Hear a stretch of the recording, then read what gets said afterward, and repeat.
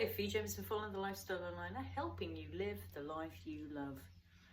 And today it's all about the impact that chronic stress has on our health. And I'm going to need to read from my notes here because it's pretty, there's a lot of information, and we cover in this week's blog, which I'm not going to do, but we cover 10 points and I'm going to cover a couple of them. Because they may be ones that we don't always realise. We're not always aware of these, the way that this chronic impact, the impact of chronic stress, how extensive it can be and the difference it can make to our heart health. So something called allostatic load.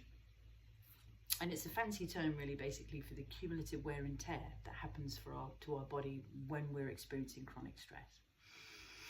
And so it's basically when you're constantly in that state of alert, and it can lead to physical changes in our hearts and blood vessels, making them less efficient and more vulnerable to disease, to heart disease.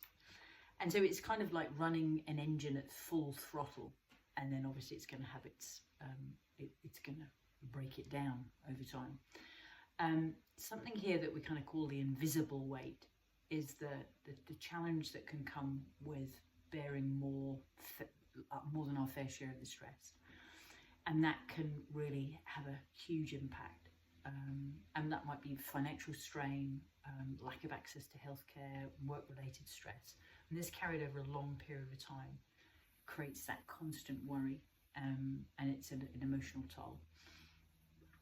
And that in itself, when it comes to anxiety, feeling up and down, it actually increases our risk of heart disease, and it can lead to unhealthy coping behaviours like reaching for something to take the edge off, be it more coffee or be it a drink or fast food, sugar.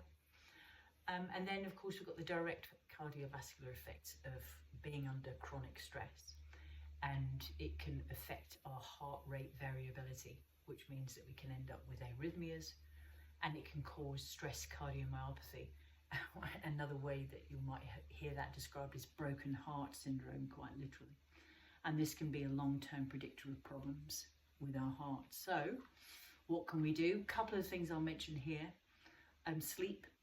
So sleep is a really good healer across the board, and making sure that we get out and move our bodies. I've just been out for a 5-hour I volunteer locally when we're checking cameras to make sure that the predators are not too prolific, because we've got kiwi that have been released in the air. Kiwi are endangered species here in New Zealand.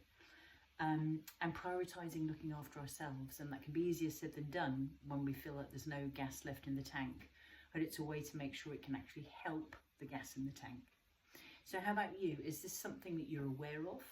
It may be that this is an area of interest to you, maybe not concern, but you might know of somebody who's concerned. So if so, please do share this vlog, because you never know, it could be a game changer. And I'll see you on this week's Alive with Fee. Ciao for now.